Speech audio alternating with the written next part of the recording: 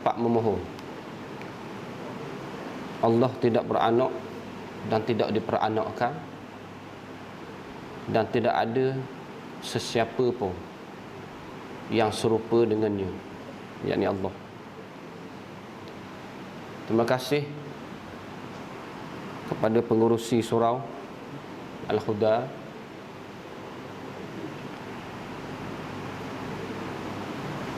Imam Bilal AJK, pimpinan cawangan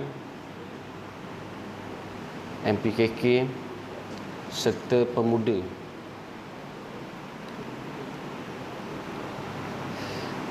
Untuk maklumat awal, sebenarnya malam ni ada kuliah online yang dibuat di Jabat Dong.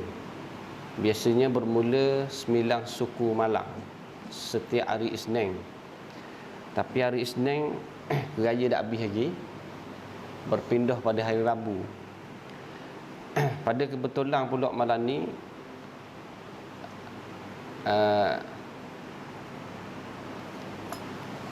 pemuda-rumuda minta buat surah dia sebab dia ada sedikit jamuan. Jadi dia kata kalau boleh jamuan berserta ilmu lah, jamuan ilmu. Jadi kuliah online, kuliah atas taliang dia panggil, Jabat Dong. Sepatutnya 9 suku malam ni dipindahkan ke sini. Takut kejut orang sini tengok berserabak kamera depan.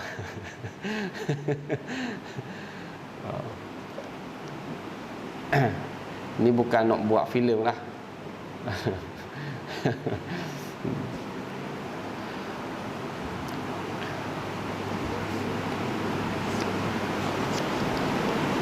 Kuliah online malam ni cerita pasal lain. Berkongsi tentang perkara lain lah. Tapi oleh kerana jamuan malam ni ada kaitan dengan daging korban, jadi apa salahnya kalau sekiranya kita membuat kesimpulan lah, pengiktibaran, penghayatan tentang korban. Biasanya kita ni raya dulu baru cari maklumat. Kita ni memang pasal gitulah. Biasa nikah dulu baru belajar tentang nikah lepas nikah. Pergi umrah dulu, pergi haji dulu, belajar tentang haji dan umrah ketika di Mekah. Memang kebanyakannya orang kita gitu. Jadi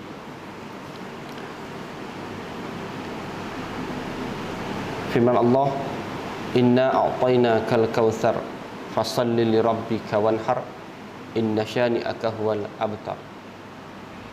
Sesungguhnya kami telah mengkurniakan kepada kamu, wahai Muhammad, kebaikan yang banyak di dunia dan di akhirat.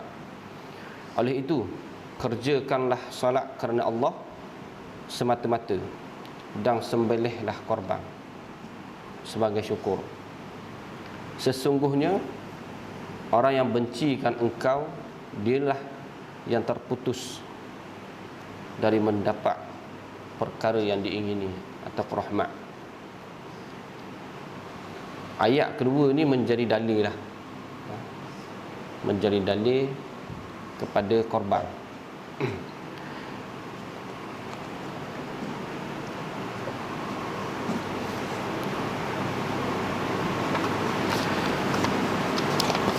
Apa yang kita nak bahas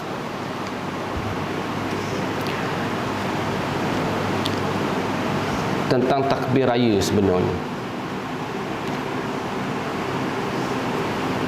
Kalau berkenaan dengan korban, terlalu banyak aspek-aspek yang boleh disentuh, yang boleh dibincang. Dalam banyak-banyak aspek, dalam banyak-banyak perkara yang boleh dibincangkan, kami memilih berkenaan dengan takbir raya, yang mana adalah soalan-soalan terjahang secara rambang bertanya kepada pemuda-pemuda umat Islam tentang kefahamannya berkenaan takbir raya yang dilaungkan setiap hari raya. Mengapa tidak ada keberkatan, mengapa tidak ada penghayatan yang bersungguh-sungguh seperti mana tidak orang dulu menyambut raya? Adakah mereka faham apa yang ditakbirkan? Sebenarnya faham tak kenapa takbir? Takbir raya. Allahu Akbar, Allahu Akbar, Allahu Akbar. La ilaha illallah wallahu akbar. Allahu Akbar, Allahu Akbar walillahil hamd. Allahu Akbar, Allahu Akbar kabira. Walhamdulillahi katsira. Wa subhanallahi bukratan wa asila. Ini puji-pujian lah. Peringkat awal ni puji-pujian Allah yang Maha Besar. Tiada Tuhan yang berhak disembah melainkan Allah, dan Allah Maha Besar.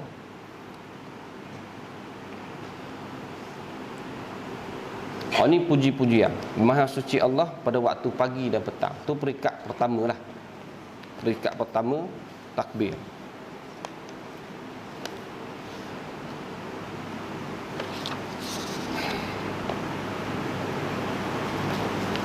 Baik, seterusnya La ilaha illallah wa la na'budu illa iyyahu mukhlishina lahuddin walau karihal kafirun. Tiada Tuhan melainkan Allah, yang tidak ada lain yang kami sembah melainkan Dia. Kami ikhlas kerananya mengikuti ajaran Islam sekalipun dibenci oleh orang-orang kafir. Hal ini menyatakan bahawa sebenarnya kita ni diuji kiri dan kanan dalam melaksanakan perkara agama ni. Kita tak dibiarkan sendirian.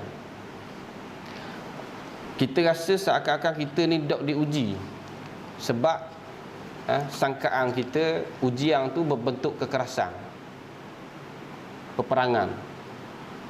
Sebenarnya tidak. Ujian ni bermacam-macam dan sedang diuji kita ni sekarang. Orang kafir tak tidur lena sekiranya kita berjaya. Antara kejayaan dia kita boleh tengok generasi sekarang. Apa yang berlaku? Apa yang berlaku di tempat kita sekarang? Di manakah anak muda kita pada waktu sekarang? Bahkan bukan orang muda saja, orang tua-tua pun tak seperti orang tua dulu. Merata. Itulah ujian yang kita terima, yang dirancang sebenarnya secara halus oleh kelompok orang-orang kafir. Dalam surah yang lain, surah As-Saff, yuriduna liyutfi'u nurallah biafwahihim wallahu mutimmu nurihi walau karihal kafirun. Mereka sentiasa berusaha hendak memadamkan cahaya Allah dengan mulut mereka, sedangkan Allah tetap menyempurnakan cahayanya, sekalipun orang-orang kafir tidak menyukai. Memang kerja orang kafir ni dia akan nak tawang kita, sehingga tercabutlah kalimah tauhid, kalimah syahadah di dada-dada kita. Kalau tak mampu nak cabut kalimah tu, dia mencabut akhlak, mencabut akhlak dan adab, gaya hidup masyarakat kita.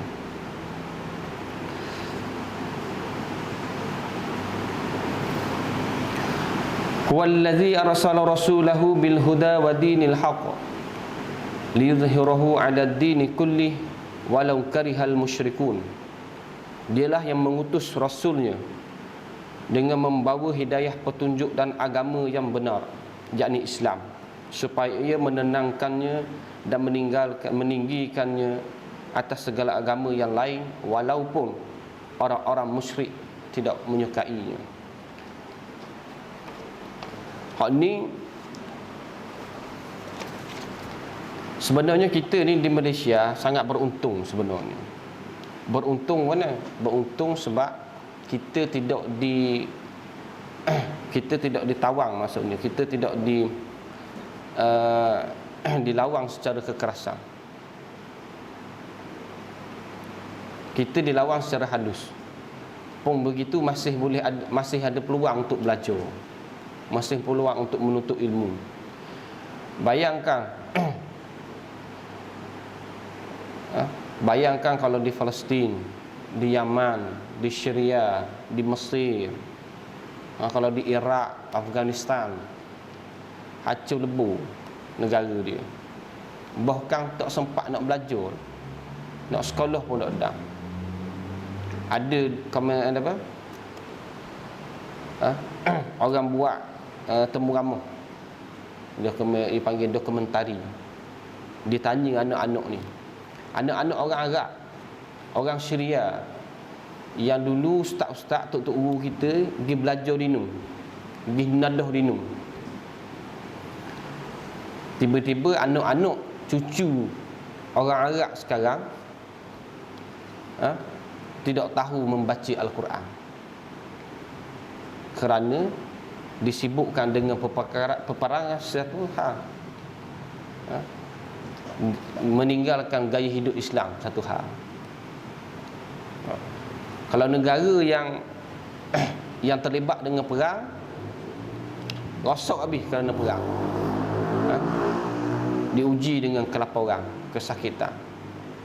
Negara-negara Arab yang tidak diuji dengan perang, diuji dengan kemewahan, meninggalkan ajaran Islam dengan gaya hidup yang sangat bebas. Itu ujian yang sentiasa ada.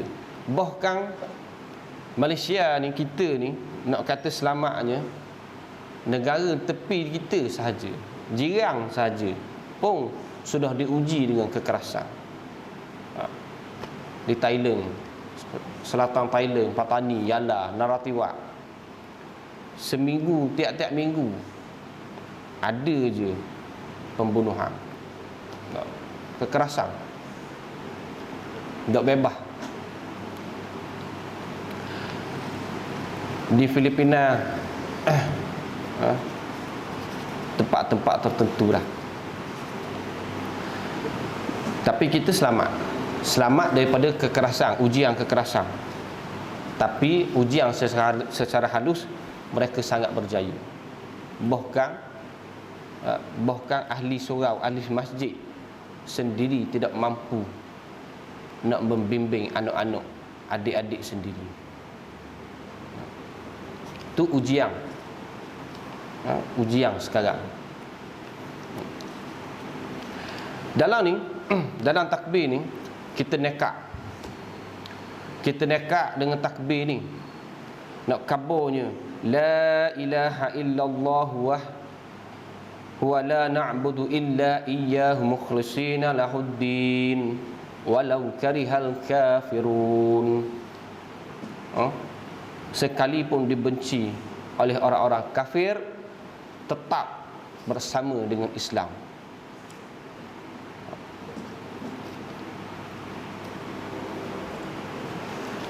Seterusnya, takbir yang seterusnya, la ilaha illallah wahdah sadaqa wa'dah wa nasara 'abdah wa 'azza jundahu wa hazamal ahzab wa'dah.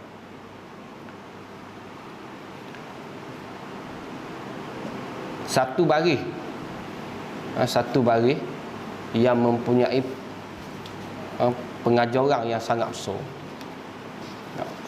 Kisah ni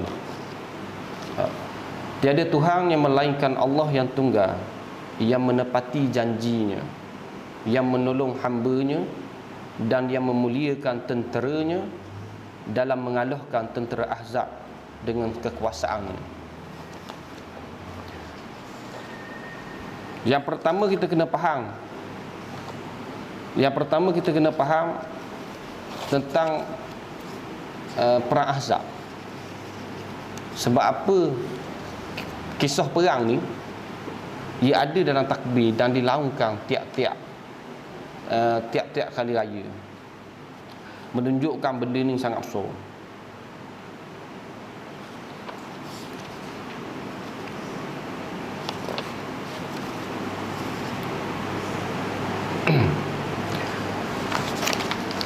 Perang Khandaq ataupun dinamakan perang Ahzab. Perang Khandaq ni perang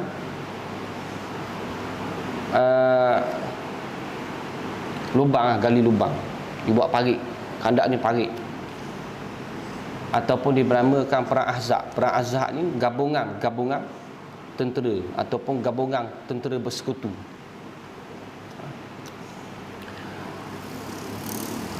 Tentera ni yang secara umumnya dia ada 3 kumpulan yang besar. Yang pertama Yahudi, kelompok Yahudi. Yang kedua kelompok Arab Mekah, Arab Quraisy. Dan yang ketiga Arab yang di sekitar kawasan tu, Arab yang bukan Mekah lah. Ini gabungan 3 kelompok untuk menyerang Madinah. Waktu itu Islam sudah berhijrah. Perang ni berlaku pada 5 Hijrah, pada tahun 5 Hijrah. Dan tahun ni memang tahun ujian yang sangat besar lah. Pada tahun tu saja ada 4 peperangan yang besar. Ada 4 peperangan yang besar. Yang pertama perang Daumatul Jandal. Yang kedua perang Bani Mustaliq pada tahun tu. Perang ni perang besar lah ke ni. Besar lah pada zaman tu. Perang yang ketiga perang Ahzab, perang Khandaq. Dan selepas perang tu ia perang Bani Quraizah.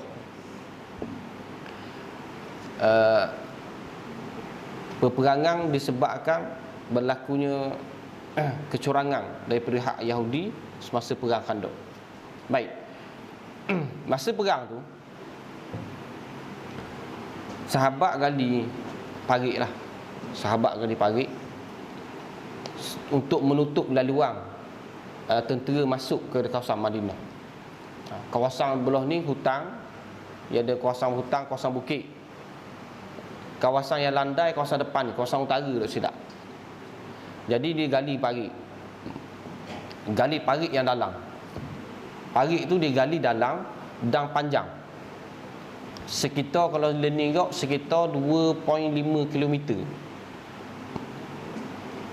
2.5 km maknanya jauh lah.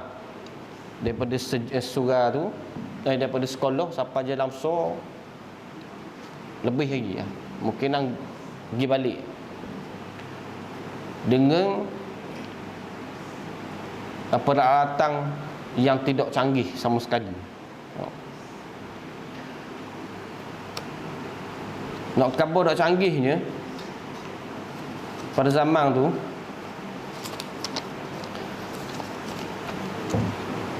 ada satu kisah. Masa sahabat nak gali parit tu, ada batu yang besar. Batu ni sangat mengganggu dah.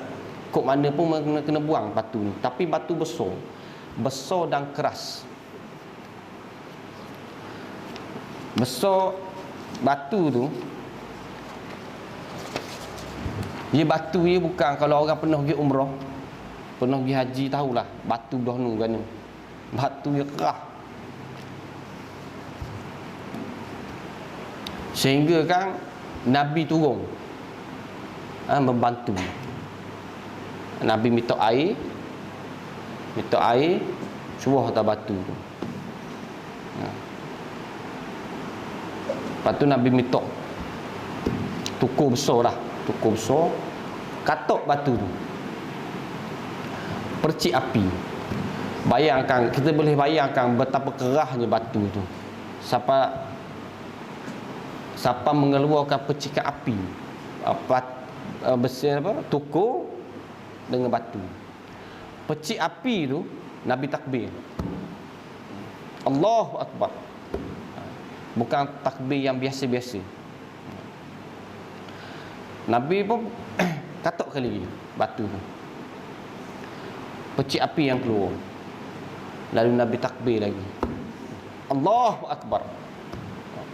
Takbir yang sangat yang lain daripada yang lain. Sungguh. Lalu takbir yang ketiga, pukulan yang ketiga, Nabi takbir lagi. Akhirnya batu tu pecah. Nak kabarnya takbir Nabi tu pelik. Maknanya bersungguh. Sungguh ni macam ada kenapa yang sungguh sangat ni. Nabi kata memang bersungguh. Memang bersungguh takbir tu sebab percikan yang pertama aku lihat kota Sana'a jatuh ke tangan kamu.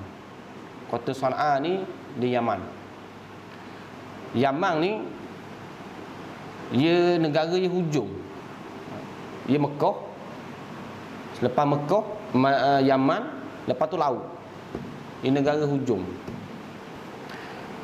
Jadi kalau tak ada ketenteraan laut, memang payah lah nak tawaf. Ia kena laut dan darat. Kota Sana'a ni tempat ibu kota tentera Abrahah. Memang kuat sungguh lah kota ni. Abrahah yang menyerang kota Mekah dengan tentera bergajah. Waktu suhurah cerita tu.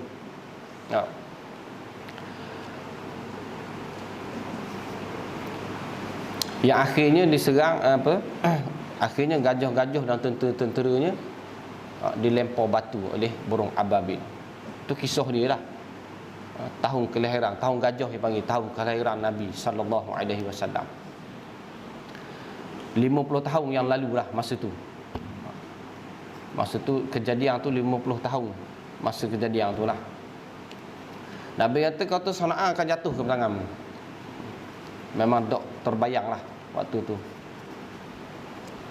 Lepas tu batu yang kedua, percikan yang kedua, aku nampak Parsi jatuh ke tangan kamu. Parsi ni kota yang moden lah zaman tu, yang maju sangat lah. Dan percikan yang ketiga, aku melihat kota Rom jatuh ke tangan kamu. Jadi Rom ni Eropah lah. Dia memang kuat daripada dulu. Kuat. Nabi kata pemimpin yang memimpin tentera tu, yang mengalahkan tentera Rom, adalah sebaik-baik pemimpin, dan pengikutnya adalah sebaik-baik pengikut. Masa Nabi kabur tu, masa tu tahun 5 Hijrah. Masa tahun 5 Hijrah, masa peperangan Ahzab.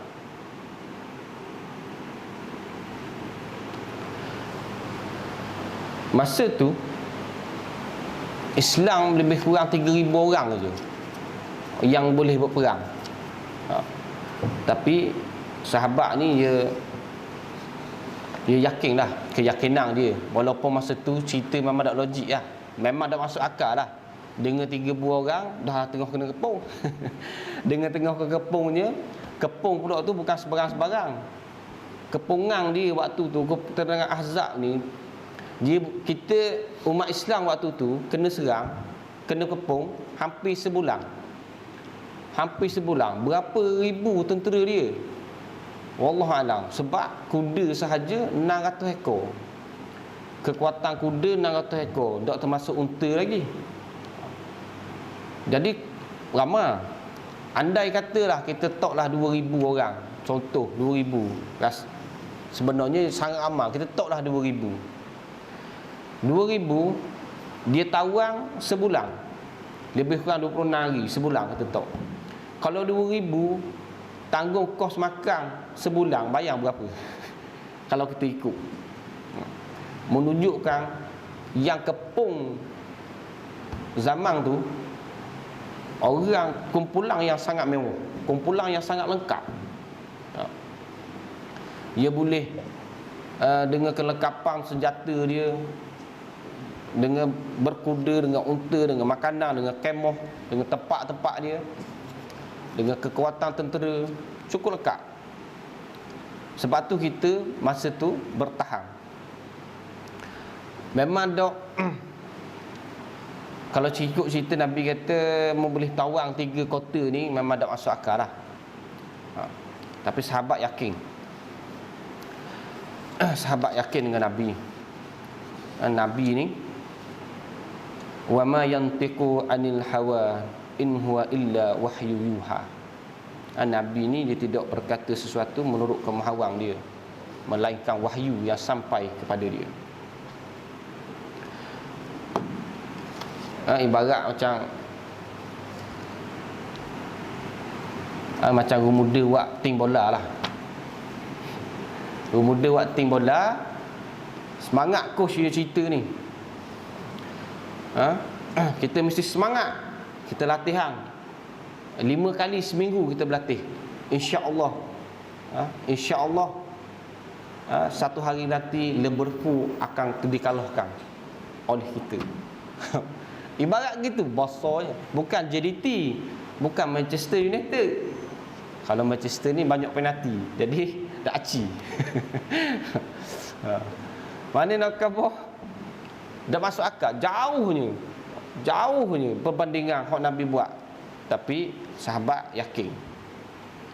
Masa Nabi cakap 5 hijrah, lalu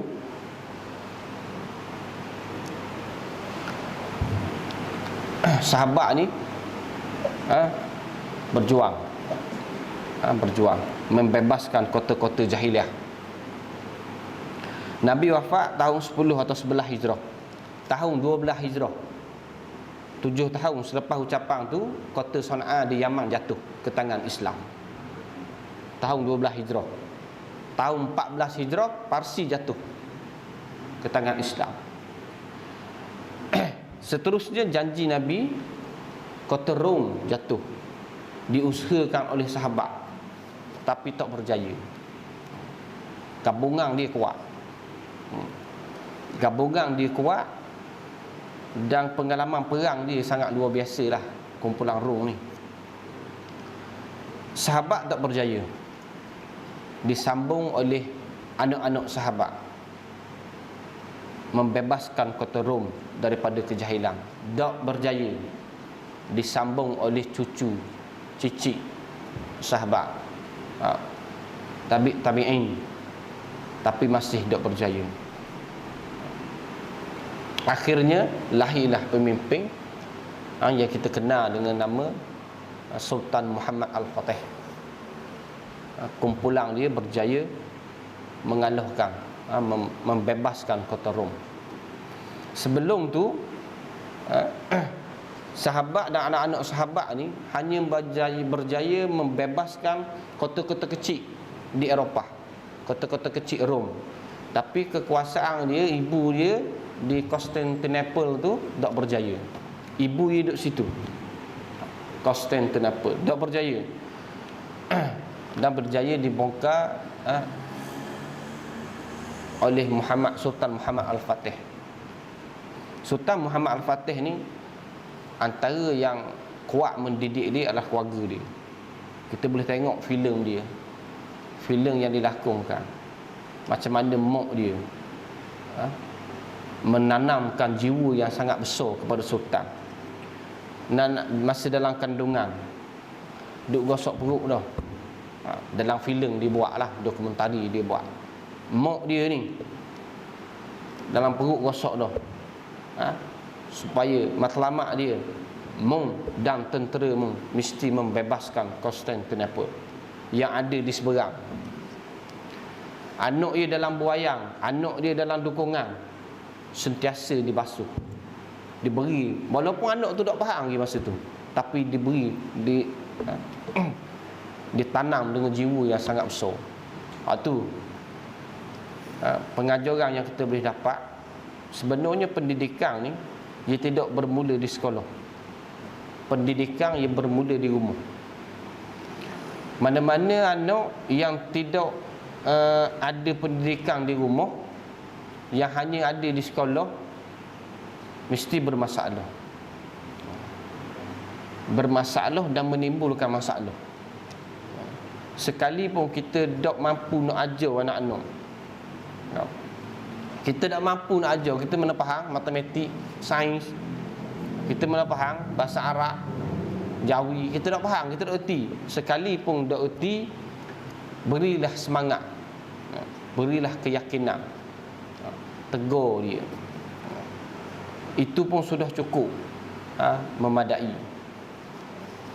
Tapi ni kalau serahkan pendidikan sepenuhnya kepada sekolah, akan bermasalah.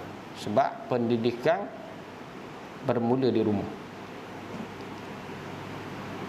Baik, hasil daripada tu, kota Constantinople ni dibuka dan ditukar nama kepada Istanbul. Ditukar dengan nama Istanbul. Dipendekkan ceritalah. Istanbul tu maknanya Islam selamanya. Selama-lamanya Islam. Islam forever. Sebab tengah live campur orang putih sikit. Islam forever. Jadi antara di dunia ni ada dua nama kota Islam lah. Diberi nama kota Islam. Istanbul bermaksud Islam selamanya dengan Islamabad. Islamabad di Pakistan. Sebab apa? Perjuangan nak menubuhkan negara Pakistan tu payah. Kalau baca kisah dia, baca sejarah dia, memang payah. Sampai ke sekarang ni ada lagi di Kashmir, tak selesai lagi. Tak selesai lagi Kashmir tu, isu Kashmir tu tak selesai lagi. Tapi Pakistan, masa peperangan tu, Pakistan tu, masa yang membebaskan Pakistan tu daripada India, dia beri nama Pakistan. Pakistan ni suci. Stan ni tanah. Pakistan, tanah suci dia panggil. Negara dia dinamakan Pakistan, tanah suci.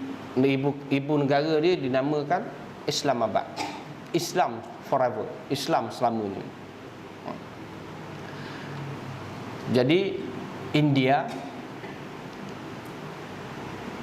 tu diberi nama dinamakan Hindustan.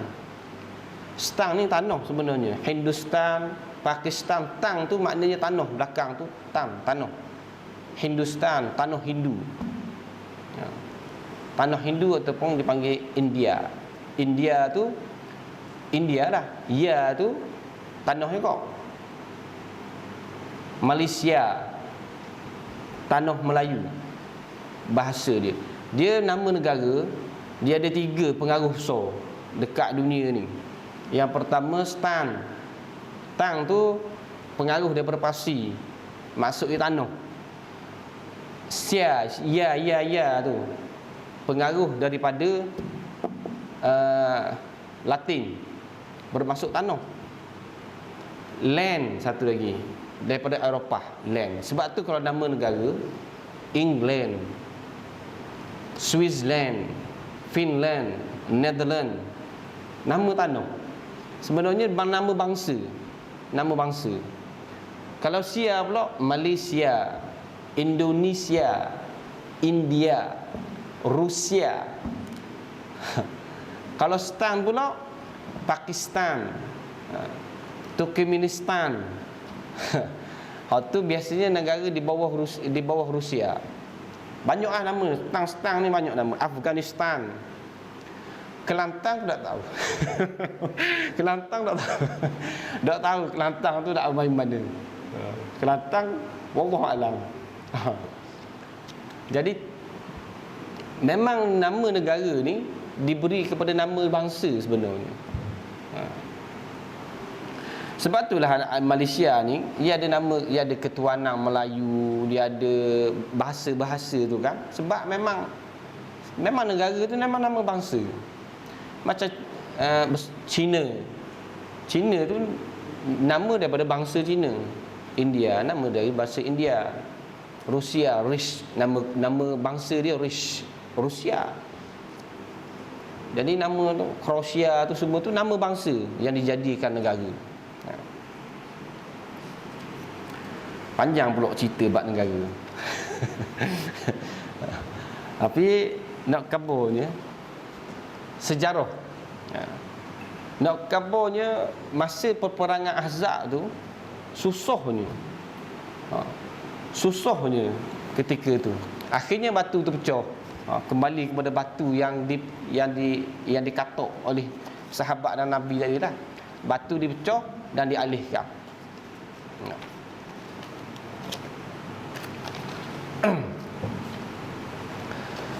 Lalu berlakulah peperangan.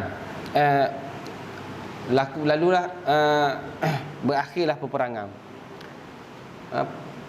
Cerita dia panjanglah. Cerita dia panjang. Masa peperangan tu ada satu kaum Bani Israel lah, Bani Quraizah yang dipanggil apa? Curang bahasa Indonesia. Ingkar. Mungkir janji. Dia mungkir janji. Bani Quraizah dibenarkan duduk dalam Madinah. Nabi buat perjanjian dipanggil Piagam Madinah. Dalam Piagam Madinah tu, perjanjian dia kita mesti bersatu dalam kota ni. Sekiranya ada serangan luar, kita mesti dah bersama-sama membela, mempertahankan negara ni. Itu dalam Piagam Madinah. Dan peringkat awalnya Bani Quraizah ni setuju. Akhirnya selepas lama diuji, Kak sebulan dikurung, dipepung dengan tentera yang hebat. Akhirnya dia mungkir janji.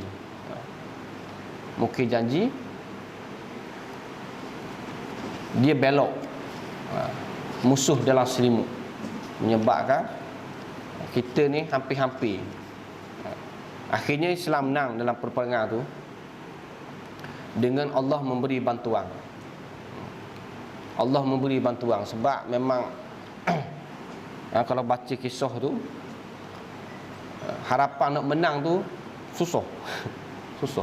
Bermunajat siang dan malam. Peperangan tu pula berlaku pada bulan Ramadan. Bermunajatlah kita siang dan malam. Akhirnya Allah azab dia dengan angin yang sangat kencang, sehingga kan makanan dia bertebangan, rosak. Kuda bertebaran lagi. Kuda, unta bertebaran lagi. Khemah habis rosak. Angin yang sangat kencang sehingga sehingga terdetik di hati-hati mereka takut. Dia kata ni orang Islam Muhammad ni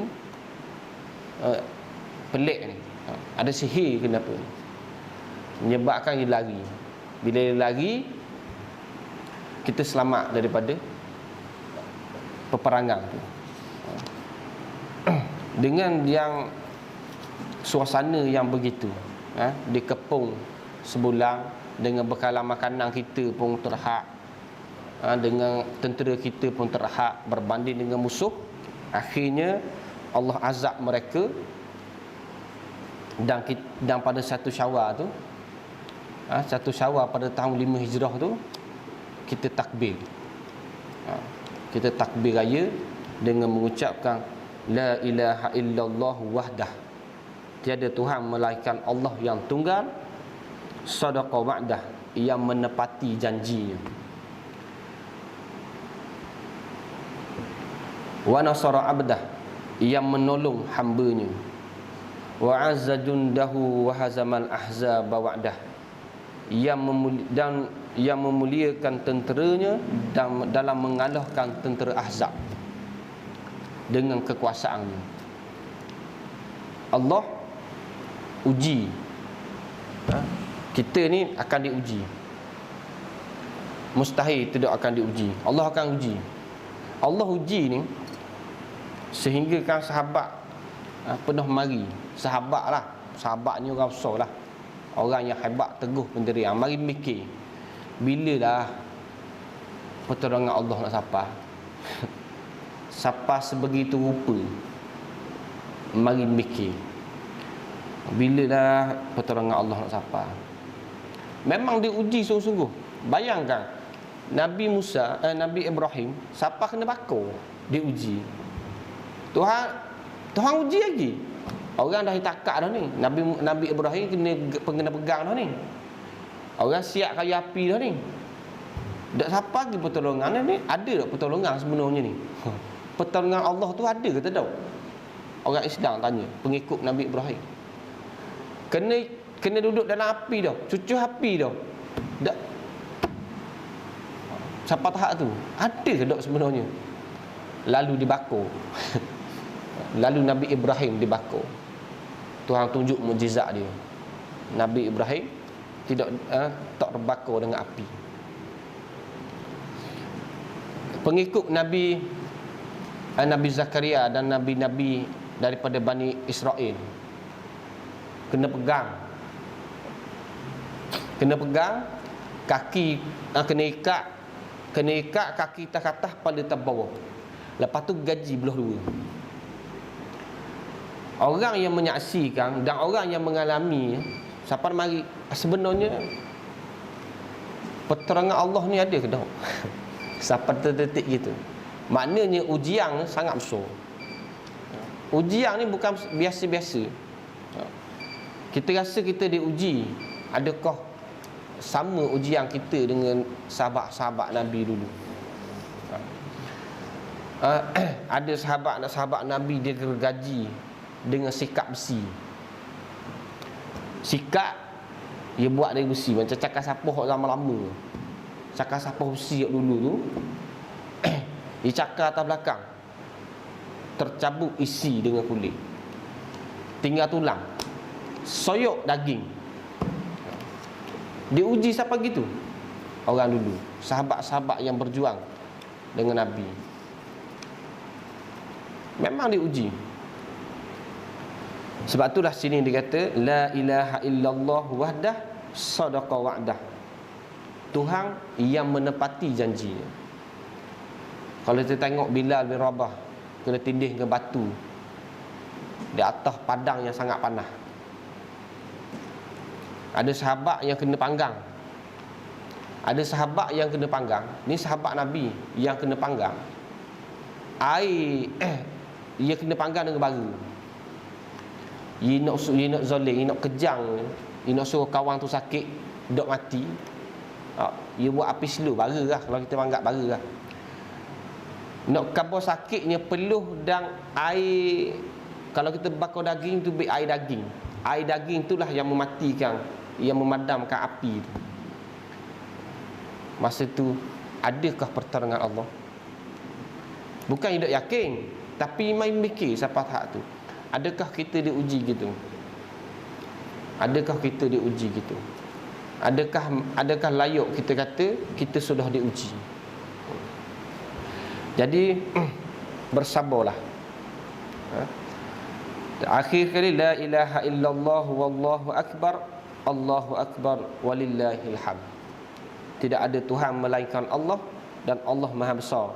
Allah Maha Besar dan segala puji-pujian hanya untuk Allah, hanya bagi Allah. Jadi kita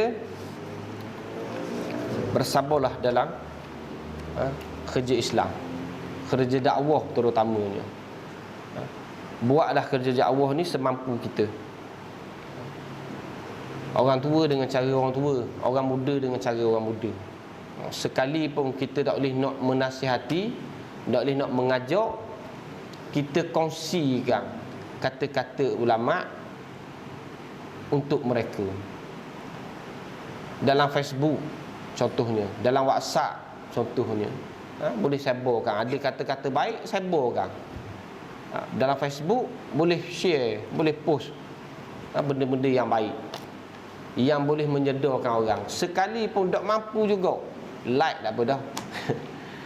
Orang puh hok molek, like tak apa dah. Buat kerja dakwah, ia bukan satu hala. Dia ada macam-macam. Jangan pernah berhenti. Sabar dan sabar. Dan sabar. Cabaran kita sangat besar.